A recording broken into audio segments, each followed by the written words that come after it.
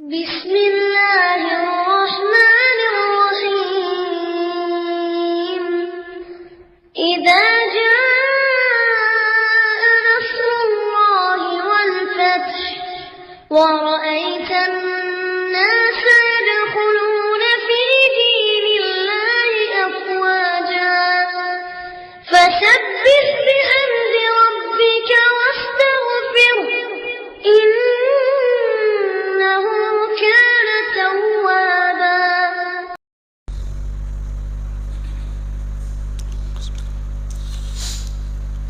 السلام عليكم ورحمة الله وبركاته. إن الحمد لله نحمده ونستعينه ونستغفر ونعوذ بالله من شرور أنفسنا ومن سيئات أعمالنا من يهده الله فلا مضل له ومن يضلل فلا هادي له وأشهد أن لا إله إلا الله وأن محمدا عبده ورسوله أما بعد. கண்ணியத்திற்கும் பெருமதிப்பிற்கும் உரிய எல்லாமல்ல அல்லாஹுவின் நல்லடியார்களே, அல்லாஹுடைய கிருபையினால் ஃபஜ்ர் தொழுகையை ஜமாத்தோடு நிறைவேற்றக்கூடிய பாக்கியத்தை பெற்றவர்களாக தினமும் ஃபஜ்ர் தொழுகைக்கு பிறகு தினம் ஓர் தகவல் என்ற நிகழ்ச்சியை நாம் நடத்தி வருகின்றோம். அந்த நிகழ்ச்சியில் நாம் எல்லாம் தற்பொழுது கலந்து கொண்டிருக்கின்றோம். இந்த தருணத்திலே ஏகத்துவ இமாம் அல்லாஹுவின் உற்ற தோழர் நபி இப்ராஹிம் அலைஹிஸ்ஸலாம் அவர்கள் அல்லாஹ்விடத்திலே செய்த முக்கியமான பிரார்த்தனைகளை நாம் தொடர்ச்சியாக பார்த்து வருகிறோம். அந்த வரிசையிலே இன்று நாம் 60வது அத்தியாயம் 5வது வசனத்தில் அல்லாஹ் ரப்பல் ஆலமீன் குறிப்பிட்டு சொல்லக்கூடிய இப்ராஹிம் நபி அவர்கள் செய்த ஒரு பிரார்த்தனை பார்க்க இருக்கின்றோம். அன்புக்குரிய சகோதரர்களே, இப்ராஹிம் நபி செய்த ஏறத்தாழ 9 துவாவுக்கு கிட்ட நம்ம பார்த்துருக்கிறோம். ஒவ்வொன்றுமே முக்கியமான துவாக்கள், நம்முடைய இம்மைக்கும் நாளை மறுமைக்கும் தேவையான துவாக்கள். இதை நாம் கண்டிப்பாக மனனம் செய்து ஒவ்வொரு நாளும் அனுதினமும் அல்லாஹ்விடத்திலே கேட்கக்கூடிய மக்களாக நாம் இருக்க வேண்டும். இணை வைப்பிலிருந்து இப்ராஹிம் நபி பாதுகாப்பு தேடினாங்க. இறைவா, என்னையும் என் வழித்தோன்றல்களையும் சிலைகளை வணங்குவதை விட்டும் காப்பாற்றுவாயாக என்று கேட்டார்கள். அதே மாதிரி மார்க்க கட்டுப்பாட்டை கேட்டார்கள். அல்லாஹ்வுக்கு கட்டுப்படக்கூடிய விஷயத்தை கேட்டார்கள். இறைவா, என்னையும் என் வழித்தோன்றல்களையும் உனக்கு கட்டுப்பட்டு நடக்கக்கூடிய சமுதாயமாக ஆக்குவாயாக என்று அல்லாஹ்விடத்திலே கேட்டார்கள். அதே மாதிரி தானும் தொழுகை நிலைநாட்ட வேண்டும், தன்னுடைய சந்ததிகளும் தொழுகை நிலைநாட்ட வேண்டும். இறைவா, என்னையும் என் வழித்தோன்றல்களையும் தொழுகையை நிலைநிறுத்தக்கூடியவர்களாக ஆக்குவாயாக என்று அவ்வாறு துவா செய்தார்கள். அதே மாதிரி மரணத்திற்கு பின்னால் தனக்கு நற்பெயர் ஏற்பட வேண்டும் என்று அல்லாஹ்விடத்தில் துவா செய்தார்கள். பின்வருவோரிடமிருந்து எனக்கு நற்பெயரை ஏற்படுத்துவாயாக என்று இப்படி துவா செய்தார்கள். அதே மாதிரி தன்னுடைய துவாவை அல்லாஹ் அங்கீகரிக்க வேண்டும். ரப்பனா வ தக்கப்பல் துவா, இப்படி துவா செஞ்சாங்க. இறைவா, என்னுடைய பிரார்த்தனை நீ ஏற்றுக்கொள்வாயாக, இப்படி அல்லாஹ்விடத்தில் துவா செய்தார்கள். அதே மாதிரி பாவம் மன்னிப்பு கேட்டு துவா செய்திருக்கிறார்கள். இறைவா, என்னையும் என் பெற்றோர்களையும் இறை நம்பிக்கையாளர்களையும் விசாரணை நடைபெறும் நாளிலே மன்னிப்பாயாக என்று இப்படி பாவ மன்னிப்பு கேட்டு அல்லாஹ்விடத்தில் துவா செய்தார்கள். அதே போன்று கல்வியை வேண்டி இப்ராஹிம் நபி துவா செஞ்சிருக்கிறாங்க. ரப்பி ஹப்லி ஹுக்குமன் அப்படின்னு கேட்டாங்க. இறைவா, எனக்கு ஞானத்தை தா. உண்மையிலேயே மிகப்பெரிய ஒரு ஞானம் பெற்றவர் தான் இப்ராஹிம் அலைஹிஸ்ஸலாம். ஆனால் என்ன செய்யறாங்க, அல்லாஹ்விடத்துல இறைவா எனக்கு ஞானத்தை தா அப்படின்னு என்ன செய்யறாங்க, துவா கேட்கிறாங்க. அதே மாதிரி பிள்ளை பாக்கியத்தை அல்லாஹ்விடத்துல தான் கேட்டாங்க. ரப்பி ஹபிலி மினஸ் சாலிஹீன். அது அந்த பிள்ளையை கேட்கும் பொழுது எப்படி கேட்டாங்கன்னா, எனக்கு வழித்தோன்றலாக நல்லவரை நீ தாயா அல்லாஹ். பல காலங்களாக அவங்க கேட்டுட்டு இருந்தாங்க. அப்ப பிள்ளை பாக்கியத்தை அல்லாஹ்விடத்துல கேட்டிருக்கிறார்கள்.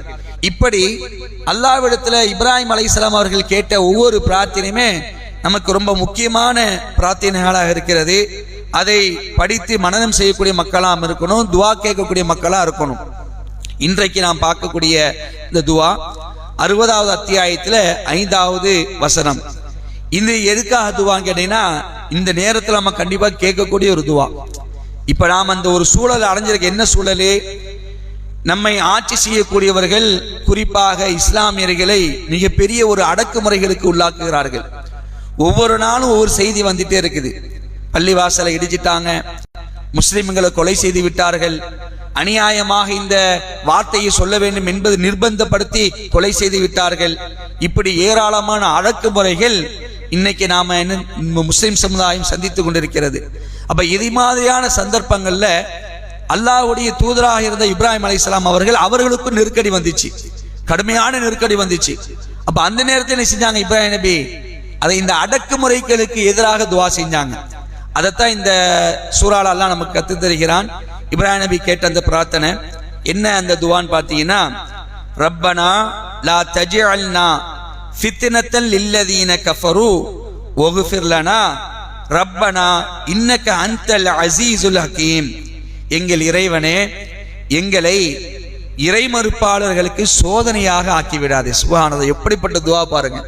இப்ராஹிம் நபி கேட்கிறாங்க, எங்கள் இறைவனே, எங்களை இறைமறுப்பாளர்களுக்கு சோதனையாக நீ ஆக்கிவிடாதே, எங்களை மன்னிப்பாயாக.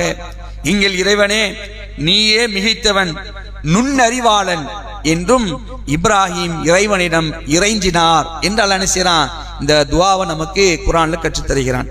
அன்புக்குரிய சகோதரர்களே, இன்னைக்கு நமக்கு ரொம்ப அத்தியாவசியமான துவா. தமிழ்நாட்டில் நாம ஒரு பாதுகாப்போடு இருந்தாலும் இந்த வட மாநிலங்களில் இஸ்லாமியர்கள் மிகப்பெரிய ஒரு அடக்குமுறைக்கு உள்ளாக்கப்பட்டு கொண்டிருக்கிறார்கள். அப்போ அவங்களுக்காக நம்ம துவா செய்யணும், நமக்காக நாம துவா செய்யணும். அப்ப இந்த துவா என்பது ரொம்ப முக்கியத்துவம் வாய்ந்த துவா. மனப்பாடம் பண்ணி என்ன செய்வோம்? அல்லாஹ்விடத்தை கேட்கக்கூடிய மக்களா இருக்கணும். ஒரு 2-3 தடவை சொல்லித்தரேன், இன்ஷா அல்லாஹ் வரக்கூடிய காலங்களில் அந்த மனப்பாடம் செஞ்சுக்கிடலாம். ரப்பனா லா தஜ்அல்னா ஃபித்னத்தல் லில்லதீன கஃபரு வக்ஃபிர் லனா ரப்பனா இன்னக அன்தல் அஸீஸுல் ஹகீம். ரப்பனா லா தஜ்அல்னா ஃபித்னத்தல் லில்லதீன கஃபரு வக்ஃபிர் லனா ரப்பனா இன்னக அன்தல் அஸீஸுல் ஹகீம்.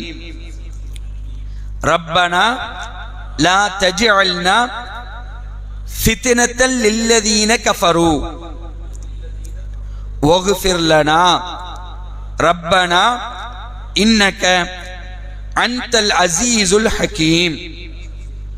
மீண்டும் ஒரு முறை, ரப்பனா லா தஜ்அல்னா ஃபித்னத்தல் லில்லதீன கஃபரு வக்ஃபிர் லனா ரப்பனா இன்னக அன்தல் அஸீஸுல் ஹகீம். பொருள் என்ன பார்த்துட்டோம், இருந்தாலும் மீண்டும் ஒரு முறை பொருளை சொல்றேன்.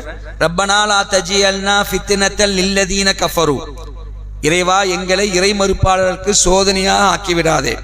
வக்ஃபிர் லனா, எங்களை மன்னிப்பாயாக. ரப்பனா இன்னக அன்தல் அஸீஸுல் ஹகீம், இறைவனே, எங்கள் இறைவனே, நீயே மிகைத்தவன், நுண்ணறிவாளன். இதுதான் இந்த பிரார்த்தனைய அர்த்தமாக இருக்கிறது. அன்புக்குரிய சகோதரர்களே, இந்த மாதம் முழுவதுமே இந்த செயல் திட்டத்தை தான் நம்ம ஜமாத்து கையில் எடுத்திருக்கிறாங்க. இப்ராஹிம் நபி செய்த இந்த பிரார்த்தனைகளை நாமும் மனப்பாடம் செய்ய வேண்டும், நம்முடைய பிள்ளைகளுக்கும் மனப்பாடம் செய்து கொடுக்கணும். அப்போ இந்த துவாக்களை எல்லாம் நாம் கேட்டு அல்லாஹ் ரப்பல் ஆலமீன் நமக்கு அங்கீகரித்து விட்டான் என்று சொன்னால் அதுதான் மிகப்பெரிய ஒரு வெற்றியே. அப்ப இதை உணர்ந்து செயல்படக்கூடிய நன்மக்களாம் இருப்போம். அல்லாஹ் ரப்பல் ஆலமீன் அப்படிப்பட்ட நன்மக்களாக அவனிடத்திலே எல்லா நேரத்திலுமே எல்லா விஷயத்தையுமே அவனிடத்திலே மன்றாடி கேட்கக்கூடிய அவனுடைய சிறந்த அடிமைகளாக அல்லாஹ் ரப்பல் ஆலமீன் நம் அனைவரையும் ஆக்கி அருள் புரிய வேண்டும் என்று அல்லாஹ்விடத்திலே பிரார்த்தித்தவனாக இந்த உரையை முடித்துக் கொள்கின்றேன். வாஹிர் தாவானா அல்ஹம்துலில்லாஹி ரப்பில் ஆலமீன். வஸ்ஸலாமு அலைக்கும் வரஹ்மத்துல்லாஹி வபரகாத்துஹு.